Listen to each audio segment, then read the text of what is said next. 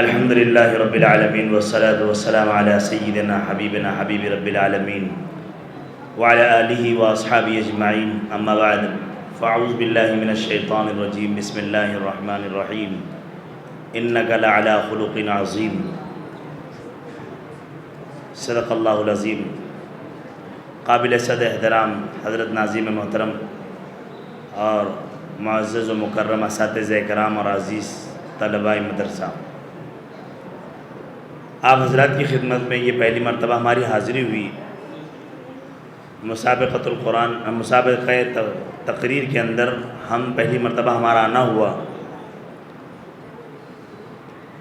آج کے اس مسابقے میں شرکت کرنے کے بعد سب سے بڑی خوشی کی بات یہ محسوس ہوئی کہ الحمدللہ جو طلباء نے اپنی تقاریر مسابقے میں پیش کی، اس بات سے امید کی جاتی ہے کہ اللہ تبارک و تعالی ان طلباء اعظام کو مستقبل کا تابناک بنا کر مستقبل میں امت مسلمہ کے لیے باطل سے بچنے کا اعلی کار بنائے گا، اور ساتھ ہی مدرسہ ریاض العلوم انواع کی کاوشوں کو اللہ تبارک تعالی ہمارے اس علاقے کے لیے باطل کے توڑنے کا سب سے بڑا ذریعہ بناوے گا۔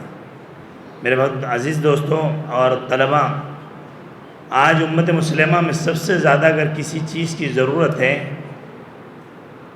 تو وہ بے باک بولنے والے کی۔ امت آج اگر محتاج ہے تو صحیح ترجمانی کرنے والے کی، صحیح رہبری کرنے والے کی۔ آپ الحمدللہ مدارس میں ہیں، ہم بھی مدارس سے پڑھے ہوئے اور ہم بھی مدرسے میں تیار ہوئے، لیکن عوام کے درمیان میں چلنے پھرنے کے بعد یہ بات معلوم ہوتی ہے کہ پرانے زمانے میں وہ ایک کہاوت کہی جاتی تھی، بولتی کے بیر بکتے ہیں، بولتی کے بیر بکتے ہیں۔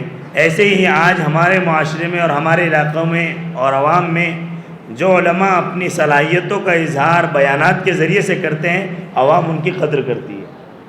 عوام ان کی کیا کرتی ہے؟ قدر کرتی ہے کہ نہیں، یہ ماشاءاللہ بہت اچھا بیان کرتے ہیں، یہ بہت اچھا تقریر کرتے ہیں۔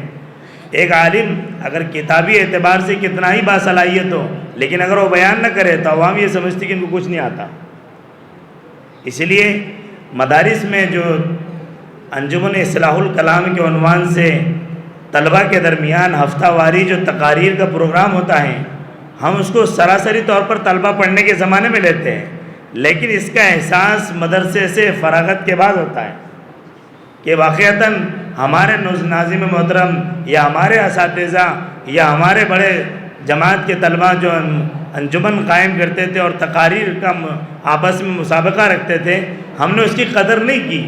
آج ہمیں اس کا خمیازہ بھگتنا پڑ رہا ہے۔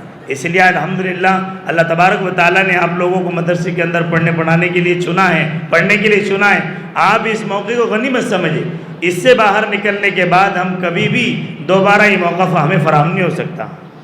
مولانا ابراہیم سے عبداللہ دامت برکاتہم العالیہ جامعہ عقل میں بارہا آتے تھے تو ایک مثال دیتے تھے کہ جو روٹی تندور میں جل جاتی ہے وہ کہیں بن نہیں سکتی، جو جل گئی وہ کہیں بن نہیں سکتی۔ اب جو مدرسے کے زمانے میں تقریری صلاحیت سے، کتابی صلاحیت سے اور اپنے اندر کچھ صلاحیت اور قابلیت پیدا نہ کر سکا، اب وہ مدرسے سے باہر نکلنے کے بعد بارہا کتنی کوشش کرے، وہ چیز اس کے اندر پیدا نہیں ہو سکتی جو مدرسے میں ہو سکتی تھی۔ اس لیے آج الحمدللہ یہ مسابقہ میں ہماری شرکت ہوئی اور بڑی خوشی ہوئی۔